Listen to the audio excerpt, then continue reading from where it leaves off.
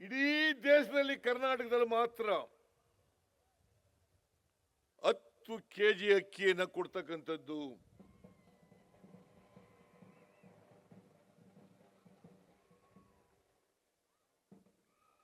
ಕೂತ್ಕೊಳ್ರಿ.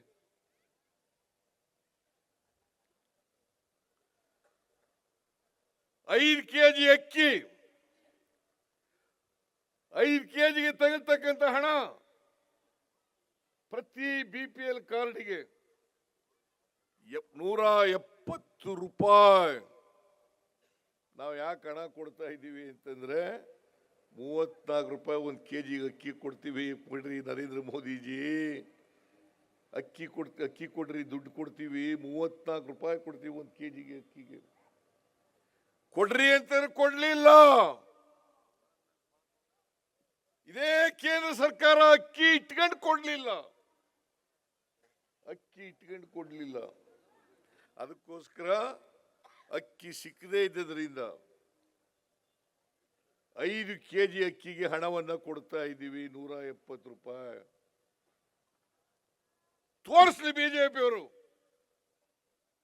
ಯಾವುದಾದ್ರೂ ಬಿಜೆಪಿ ಪಕ್ಷ ಅಧಿಕಾರದಲ್ಲಿರ್ತಕ್ಕಂಥ ರಾಜ್ಯದಲ್ಲಿ 10 ಕೆಜಿ ಅಕ್ಕಿಯನ್ನು ಕೊಡ್ತೇವೆ ಅಂತಕ್ಕಂಥ ನಿದರ್ಶನ ಇದ್ರೆ ನಾನು ಈಗಲೇ ರಾಜೀನಾಮೆ ಕೊಟ್ಟು ಹೋಗ್ತೀನಿ. ನಾನು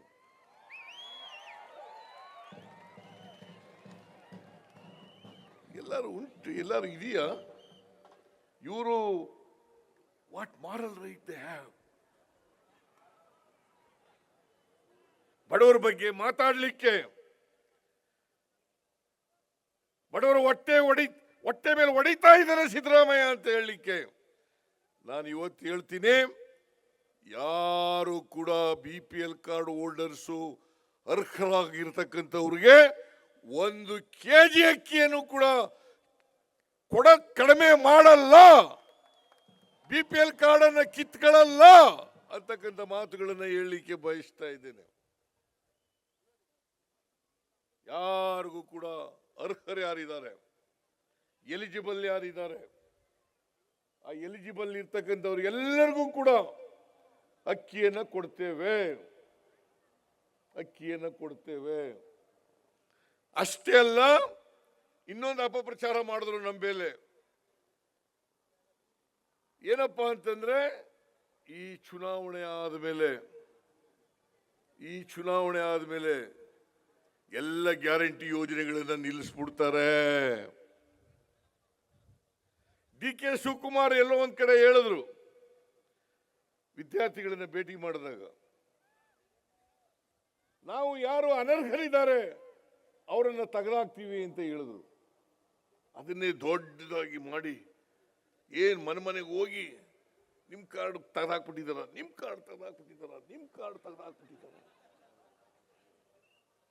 ನಾನು ಹೇಳ್ತೀನಿ, ಯಾರು ಬಡವರಿದ್ದಾರೆ,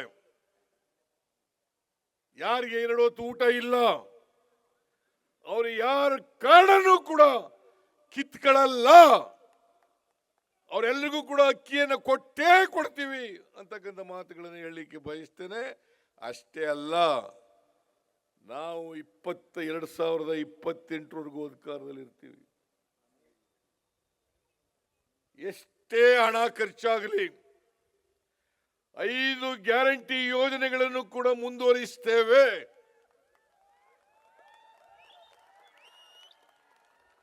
ಯಾವ ಕಾರಣಕ್ಕೂ ಕೂಡ ನಿಲ್ಲಿಸಲ್ಲ. ಇದು ಬಡವರ ಕಾರ್ಯಕ್ರಮ. ಹೇಗಾದ್ರೂ ಮಾಡಿ ಬಡವರು ಕೊಡ್ತಕ್ಕಂಥ ಕಾರ್ಯಕ್ರಮವನ್ನು ನಿಲ್ಲಿಸ್ಬಿಡ್ಬೇಕು ಕಾಂಗ್ರೆಸ್ನವರು. ಈ ಪ್ರಯತ್ನವನ್ನ ಬಿಜೆಪಿಯವರು, JDSನವರು ಮಾಡ್ತಾ ಇದ್ದಾರೆ. ಈಗಾಗಲೇ ಶಿವಕುಮಾರ್ ಹೇಳಿದ್ದಾರೆ, 2028ಕ್ಕೂ ನಾವೇ ಅಧಿಕಾರಕ್ಕೆ ಬಂದೇ ಬರ್ತೀವಿ. ಈ ಕಾರ್ಯಕ್ರಮ ಗ್ಯಾರಂಟಿ ಯೋಜನೆಗಳಿದಾವಲ್ಲ, ಮತ್ತೆ 2028 ಆದ್ಮೇಲೂ ಕೂಡ ಮುಂದುವರಿಸ್ತೇವೆ. ಅದರಿಂದ ನಿಲ್ಸಕ್ಕಂತ ಪ್ರಶ್ನೆನೇ ಇಲ್ಲ. ಅದಕ್ಕೆ ಏನ್ ಮಾಡ್ತಾ ಇದ್ದಾರೆ ಬಿಜೆಪಿಯವರು?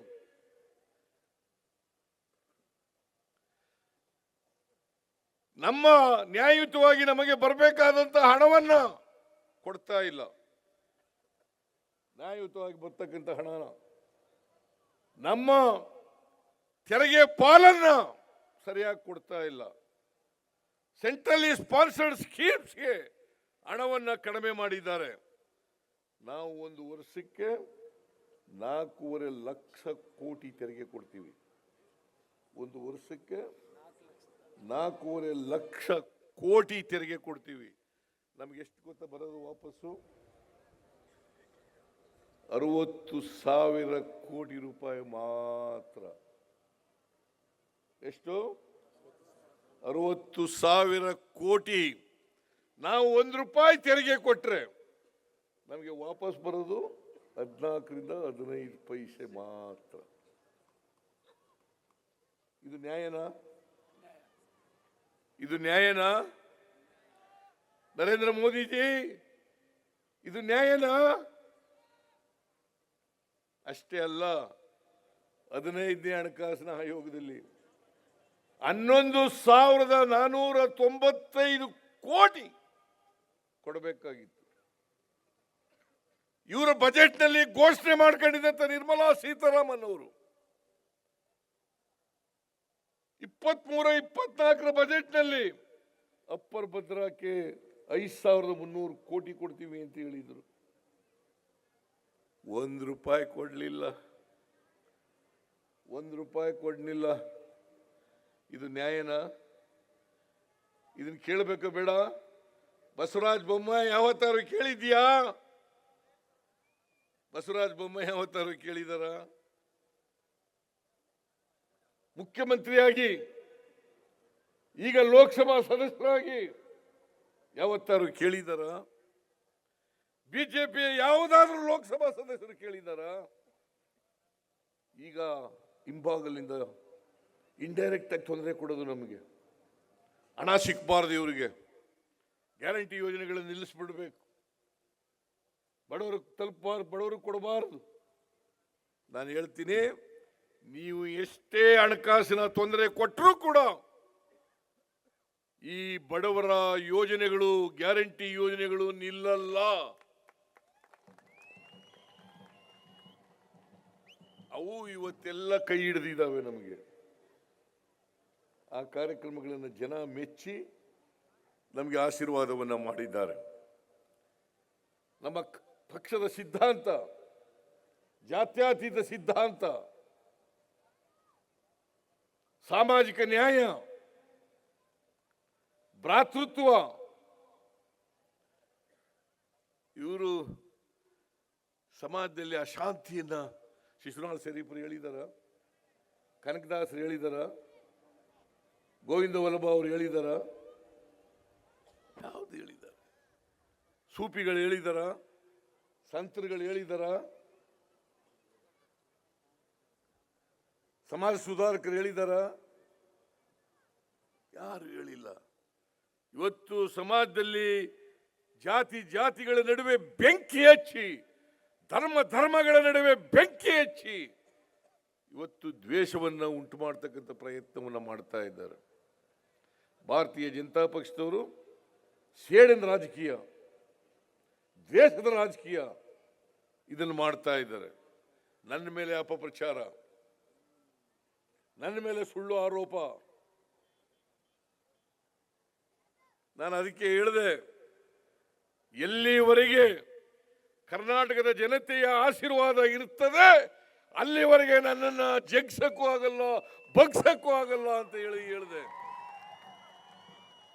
ನೀವೆಲ್ಲ ಬಿಡ್ತೀರಾ? ನನ್ನ ಮೇಲೆ ಸುಳ್ಳು ಆರೋಪಗಳ ಮೇಲೆ ಅವ್ರು ಏನಾದರೂ ಕ್ರಮ ತಗೊಂಡ್ರೆ ನೀವು ಸುಮ್ಮನಾಯ್ತೀರಾ? ಆಗಲ್ಲ. ಜನರ ಪ್ರೀತಿ ವಿಶ್ವಾಸವನ್ನ ಗಳಿಸ್ತಕ್ಕಂಥ ಪ್ರಾಮಾಣಿಕ ಪ್ರಯತ್ನವನ್ನು ಮಾಡಿದ್ದೇವೆ. ಇವತ್ತು ಇಡೀ 4.5 ಕೋಟಿ 7 ಕೋಟಿ ಈ ರಾಜ್ಯದ ಜನಸಂಖ್ಯೆ, ಇವರ ಪ್ರಯತ್ನವನ್ನ, ಇವರ ಪ್ರೀತಿಯನ್ನ, ಅಭಿಮಾನವನ್ನ ಗಳಿಸ್ತಕ್ಕಂಥ ಕೆಲಸವನ್ನ ಮಾಡಿದ್ದೇವೆ.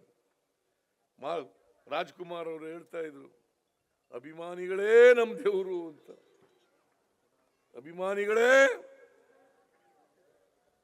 ನಮ್ಮ ದೇವರು ಅಂತ ಹೇಳ್ತಿದ್ರು. ನಮಗೆ ಯಾರು ಗೊತ್ತಾ ದೇವರುಗಳು? ಮತದಾರರೇ ನಮ್ಮ ದೇವರುಗಳು, ಮತದಾರರೇ ನಮ್ಮ ದೇವರುಗಳು. ಅದರಿಂದ ಮತದಾರರ ಆಶೀರ್ವಾದದಿಂದ ಇವತ್ತು ಪಠಾಣ್ ಗೆಲ್ಲಲಿಕ್ಕೆ ಸಾಧ್ಯ ಆಯಿತು, ನಮ್ಮ ಪಕ್ಷ ಗೆಲ್ಲಲಿಕ್ಕೆ ಸಾಧ್ಯ ಆಯಿತು, ನಮ್ಮ ಎಲ್ಲ ಮುಖಂಡರುಗಳ ಪ್ರಯತ್ನದಿಂದ ಗೆಲ್ಲಲಿಕ್ಕೆ ಸಾಧ್ಯ ಆಯಿತು. ಅದಕ್ಕೋಸ್ಕರ ಎಲ್ಲ ಮಂತ್ರಿಗಳಿಗೆ, ಎಲ್ಲ ಶಾಸಕರುಗಳಿಗೆ, ಎಲ್ಲ ಪಕ್ಷದ ಕಾರ್ಯಕರ್ತರುಗಳಿಗೆ, ಈ ರಾಜ್ಯದ ತುಂಬೆಲ್ಲ ಬಂದಿದ್ರು, ಇಲ್ಲಿಗೆ ಬಂದು ಪ್ರಯತ್ನವನ್ನು ಮಾಡಿದ್ರು ಗೆಲ್ಲಿಸಲಿಕ್ಕೆ. ಅದರಿಂದ ನಾನು ವಿಶೇಷವಾಗಿ ಶಿಗ್ಗಾಂವ್ ಕ್ಷೇತ್ರದ ಮತದಾರರಿಗೆ ಕೃತಜ್ಞತೆಗಳನ್ನು ಹೇಳಲಿಕ್ಕೆ ಬಯಸ್ತಾ ಇದ್ದೇನೆ. ಪಠಾಣ್ ಅವರನ್ನ, ಪಠಾಣ್ ಪೈಲ್ವಾನ್ ಅವರನ್ನ ವಿಧಾನಸಭೆಗೆ ಕಳಿಸಿದ್ದೀರಿ. 3.5 ವರ್ಷಗಳ ಕಾಲ ನಿಮ್ಮ ಪ್ರತಿನಿಧಿಯಾಗಿ ಅವರು ಕೆಲಸ ಮಾಡ್ತಾರೆ. ಅವರು ಹೇಳ್ತಾ ಇದ್ರು, ಈಗಾಗಲೇ ಜಮೀರ್ ಅವರನ್ನು ಭೇಟಿ ಮಾಡಿ ನಮಗೆ ಮನೆ ಕೊಡಬೇಕು ಅಂತ ಹೇಳಿದ್ದಾರೆ. ಆಮೇಲೆ ಶಿಗ್ಗಾಂವ್, ಸವಣೂರು, ಮತ್ತೆ ಇನ್ನೊಂದು ಯಾವುದು, ಬಂಕಾಪುರದಲ್ಲಿ ಕುಡಿಯೋ ನೀರಿನ ತೊಂದರೆ ಇದೆ, ಅದನ್ನು ಬಗೆಹರಿಸಿಕೊಡಬೇಕು ಅಂತ ಹೇಳ್ತಾ ಇದ್ರು. ನಾನು ಅವ್ರಿಗೆ ಹೇಳಿದ್ದೀನಿ, ಕುಡಿಯೋ ನೀರಿನ ಸಮಸ್ಯೆಯನ್ನು ಬಗೆಹರಿಸಿಕೊಡೋಣ.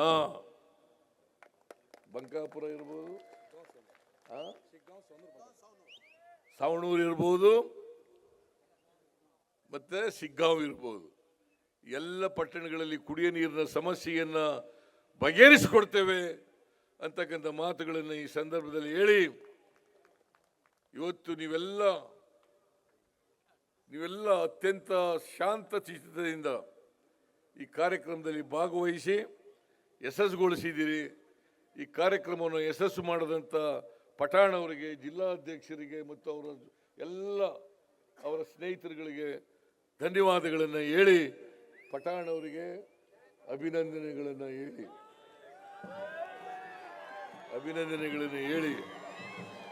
ನನ್ನ ಮಾತನ್ನು ಮುಗಿಸ್ತೇನೆ.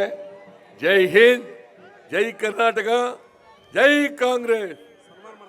ಬೂತ್ ಮಟ್ಟದ ಕಾರ್ಯಕರ್ತರನ್ನ ಸಂಘಟನೆ ಮಾಡಿ ಅವರನ್ನು ಹುರಿದುಂಬಿಸಿ ಅವರು ಮಾಡೋದ್ರಿಂದ ನಾವು ಇವತ್ತು ಈ ಚುನಾವಣೆಯಲ್ಲಿ ಗೆಲ್ಲಲಿಕ್ಕೆ ಸಾಧ್ಯ ಆಯಿತು.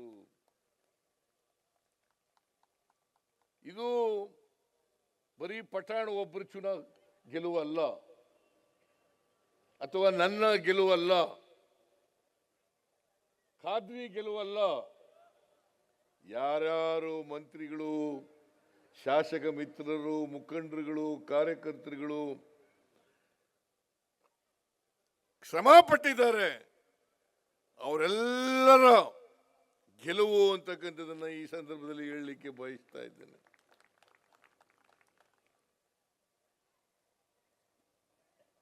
ಬಸವರಾಜ ಬೊಮ್ಮಾಯಿ ಅವರು ಲೋಕಸಭಾ ಸದಸ್ಯರು. ಅವರು ಇಲ್ಲಿ ಕಳೆದ ಬಾರಿ ಗೆದ್ದಿದ್ರು, ಸುಮಾರು 35,000 ಮತಗಳ ಅಂತರದಿಂದ ಗೆದ್ದಿದ್ರು. 35,000 ಮತಗಳ ಅಂತರದಿಂದ ಗೆದ್ದಿದ್ದರಿಂದ ಈ ಸಾರಿ ಗೆಲುವು ಬಿಜೆಪಿ ಇದೆ. ಈ ಸಾರಿ ಗೆಲುವು ಬಿಜೆಪಿ ಇದೆ ಅಂತೇಳಿ ಪಾಪ ತಿಳ್ಕೊಂಡಿದ್ರು.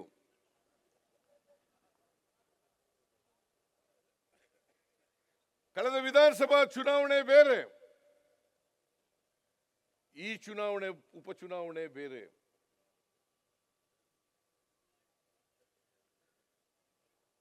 ಇವರು 14,000 ಮತಗಳ ಅಂತರದಿಂದ ಗೆದ್ದರು. ನೀವು ಗೆದ್ದಿರೋದು ಬರೀ 14,000 ಅಲ್ಲ, 50,000 ಮತಗಳ ಅಂತರದಿಂದ. ಕಳೆದ ಬಾರಿ 35,000ದಲ್ಲಿ ಸೋತಿದ್ರಿ, ಈ ಸಾರಿ 14,000 ಮತಗಳು ಬಂದಿದ್ದಾವೆ. ಅದರಿಂದ 50,000 ಮತಗಳ ಅಂತರದಿಂದ ಬಸವರಾಜ ಬೊಮ್ಮಾಯಿಯವರ ಮಗ, ಬಿಜೆಪಿ ಅಭ್ಯರ್ಥಿ ಬಸವರಾಜ ಬೊಮ್ಮಾಯಿಯವರ ಮಗ ಏನ್ ಲೆಕ್ಕವಿಲ್ಲದಷ್ಟು ಖರ್ಚು ಮಾಡಿದ್ರು,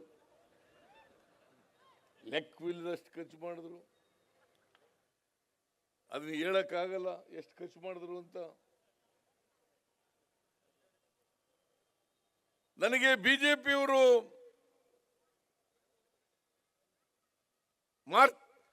ಮಾಧ್ಯಮದವರು ಸಿಕ್ಕಿದ್ರು, ನೀವು ಸಂಡೂರು ಒಂದು ಗೆಲ್ತೀರಿ ಸರ್, ಇನ್ನೆರಡು ಗೆಲ್ಲಕ್ಕಾಗಲ್ಲ ಅಂತ ಹೇಳಿದ್ರು. ನಾನು ಹೇಳಿದೆ 3ಕ್ಕೆ 3 ಗೆಲ್ತೀವಿ.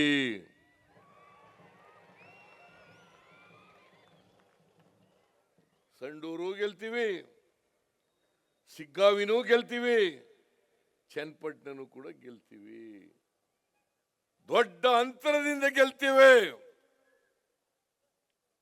ಜನ ಇವತ್ತು ನಾವು ಕೊಟ್ಟ ಮಾತಿನಂತೆ ನಡ್ಕೊಂಡಿದ್ದೇವೆ. ಬಿಜೆಪಿಯವರ ರೀತಿಯಲ್ಲಿ ಕೊಟ್ಟ ಮಾತಿಗೆ ತಪ್ಪಿಲ್ಲ. ನಾವು ಕಳೆದ 2013ರಿಂದ 2018ರವರೆಗೆ ಅಧಿಕಾರದಲ್ಲಿದ್ದಾಗ ನಾನೇ ಮುಖ್ಯಮಂತ್ರಿ ಆಗಿದ್ದೆ. ಕಾಂಗ್ರೆಸ್ ಪಕ್ಷ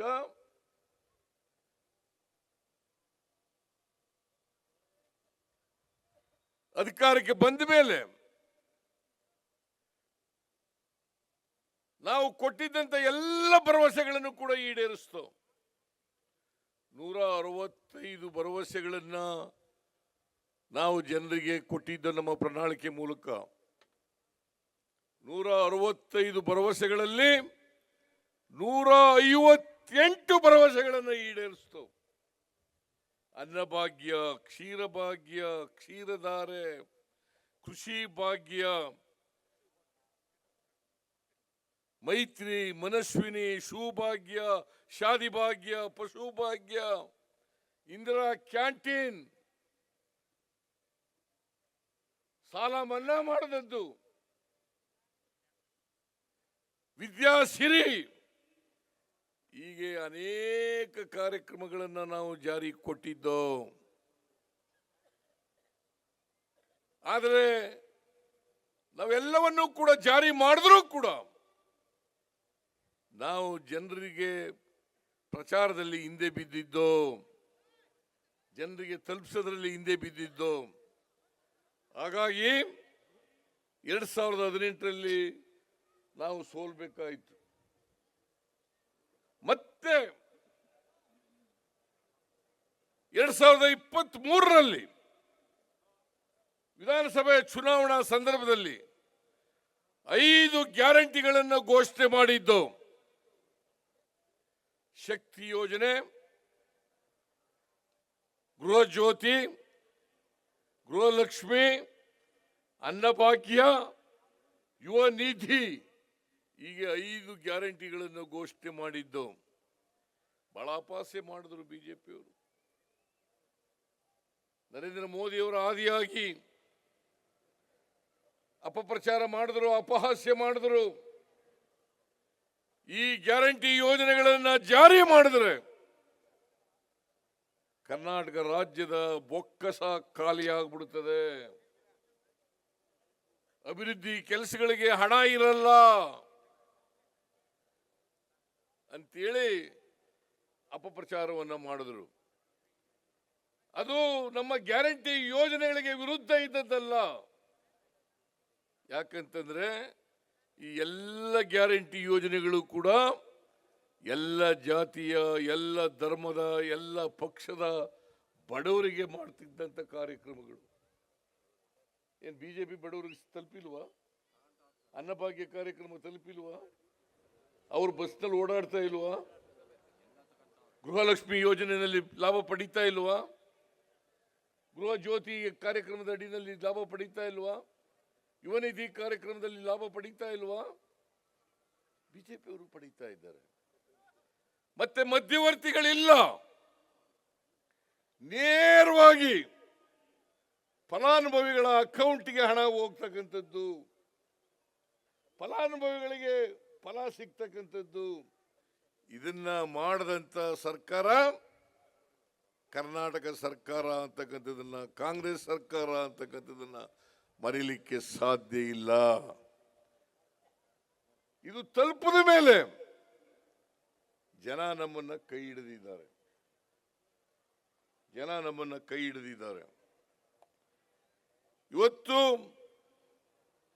4.25 ಕೋಟಿ ಜನರಿಗೆ, 4.25 ಕೋಟಿ ಜನರಿಗೆ ಇವತ್ತು ಎಲ್ಲ ಕಾರ್ಯಕ್ರಮಗಳು ಕೂಡ ತಲುಪ್ತಾ ಇದ್ದಾವೆ. ಕರ್ನಾಟಕದಲ್ಲಿ 7 ಕೋಟಿ ಜನರ ಪೈಕಿ 4.25 ಕೋಟಿ ಜನರಿಗೆ ಈ ಕಾರ್ಯಕ್ರಮಗಳು ತಲುಪ್ತಾ ಇದ್ದಾವೆ. ಪ್ರತಿ ತಿಂಗಳು ಒಂದು ಕುಟುಂಬಕ್ಕೆ 40 ರಿಂದ 50 ಸಾವಿರ ರೂಪಾಯಿ ಸಿಗ್ತಾ ಇದೆ. ಏನ್ರಿ SR ಪಾಟೀಲ್ ರೇ? 40 ರಿಂದ 50 ಸಾವಿರ ರೂಪಾಯಿ ಒಂದು ತಿಂಗಳಿಗೆ, ಪ್ರತಿಯೊಂದು ಕುಟುಂಬಕ್ಕೆ. ವರ್ಷಕ್ಕಲ್ಲ, ತಿಂಗಳಿಗೆ 50 ರಿಂದ 60 ಸಾವಿರ ಕೋಟಿ ರೂಪಾಯಿ ಒಂದು ವರ್ಷಕ್ಕೆ ಸಿಗ್ತಾ ಇದೆ. 50 ರಿಂದ 60 ಸಾವಿರ ಕೋಟಿ. ಒಟ್ಟು ಕರ್ನಾಟಕ ಸರ್ಕಾರಕ್ಕೆ ಖರ್ಚಾಗ್ತಕ್ಕಂಥ ಹಣ 56 ಸಾವಿರ ಕೋಟಿ. ಬರೀ ಗೃಹಲಕ್ಷ್ಮಿ ಒಂದಕ್ಕೇನೆ 30 ಸಾವಿರ ಕೋಟಿ ರೂಪಾಯಿ ಖರ್ಚಾಗ್ತಾ ಇದೆ. ಹಿಂದೆ ಯಾವನಾದ್ರು ಸರ್ಕಾರ ಮಾಡಿತ್ತಾ? ಯಾವುದಾದ್ರೂ ಸರ್ಕಾರ? ಬಿಜೆಪಿ ಸರ್ಕಾರ. ಬಿಜೆಪಿಯವರು ಬಹಳ ಟೀಕೆ ಮಾಡ್ತಾರೆ. ಸಿದ್ದರಾಮಯ್ಯನವರು ಬಿಪಿಎಲ್ ಕಾರ್ಡ್ ಅನ್ನ ಕಿತ್ಕೊಂಡು ಬಡವರು ಹೊಟ್ಟೆ ಮೇಲೆ ಹೊಡೆದಿದ್ದಾರೆ. ನಾನು ಕೇಳ್ತೀನಿ ಬಿಜೆಪಿಯವರಿಗೆ, ಫುಡ್ ಸೆಕ್ಯೂರಿಟಿ ಆಗ್ತಕ್ಕ ಬಂದವರು ಯಾರು? ಮನಮೋಹನ್ ಸಿಂಗ್ ರವರು ಬಿಜೆಪಿ ಅಲ್ಲ, ವಾಜಪೇಯಿ ಅಲ್ಲ, ನರೇಂದ್ರ ಮೋದಿ ಅವರಲ್ಲ. ಫುಡ್ ಸೆಕ್ಯೂರಿಟಿ ಆಕ್ಟ್ ಅನ್ನ ತಂದವರು ಮನಮೋಹನ್ ಸಿಂಗ್ ರವರು. 5 ಕೆಜಿ ಅಕ್ಕಿಯನ್ನ ಫ್ರೀಯಾಗಿ ಎಲ್ಲ ಬಿಪಿಎಲ್ ಕಾರ್ಡ್ ಹೋಲ್ಡರ್ಗೆ ಕೊಟ್ಟದ್ದು ಇದೇ ಸಿದ್ದರಾಮಯ್ಯನ ಸರ್ಕಾರ ಅಂತಕ್ಕಂಥದ್ದನ್ನು ಮರೀಲಿಕ್ಕೆ ಸಾಧ್ಯ ಇಲ್ಲ. ನಾನು ಯಡಿಯೂರಪ್ಪನಿಗೆ ಕೇಳ್ತೀನಿ, ಬಸವರಾಜ ಬೊಮ್ಮಾಯಿ ಕೇಳ್ತೀನಿ, ಬಸವರಾಜ ಬೊಮ್ಮಾಯಿ, ಮಿಸ್ಟರ್ ಯಡಿಯೂರಪ್ಪ, ನಾನು 7 ಕೆಜಿ ಅಕ್ಕಿಯನ್ನ ಫ್ರೀಯಾಗಿ ಕೊಡ್ತಾ ಇದ್ದೆ. ಕೊನೆ ವರ್ಷ 7 ಕೆಜಿ ಅಕ್ಕಿಯನ್ನ ಫ್ರೀಯಾಗಿ ಕೊಡ್ತಾ ಇದ್ದೆ. 7 ಕೆಜಿಯಿಂದ 5 ಕೆಜಿ ಇಳಿಸ್ತವ್ರು ಯಾರಪ್ಪ? ಮಿಸ್ಟರ್ ಬಸವರಾಜ ಬೊಮ್ಮಾಯಿ. 4 ಕೆಜಿ ಇಳಿಸ್ತವ್ರು ಯಾರಪ್ಪ? ಮಿಸ್ಟರ್ ಬಸವರಾಜ ಬೊಮ್ಮಾಯಿ. ಇದೇ ಯಡಿಯೂರಪ್ಪ, ಇದೇ ಬಸವರಾಜ ಬೊಮ್ಮಾಯಿ. ನಿಮಗೆ ನಾಚಿಕೆ ಆಗಲ್ಲ? ನಿಮ್ಗೇನಾದ್ರು ಮಾನ ಮರ್ಯಾದೆ ಏನಾದ್ರು ಇದೆಯಾ? ಇವತ್ತು ಹೆಚ್ಚಿನ ವಿಡಿಯೋಗಳಿಗೆ ಪ್ರತಿಧ್ವನಿ ಯೂಟ್ಯೂಬ್ ಚಾನೆಲ್ ಸಬ್ಸ್ಕ್ರೈಬ್ ಮಾಡಿ, ಬೆಲ್ ಐಕಾನ್ ಕ್ಲಿಕ್ ಮಾಡಿ.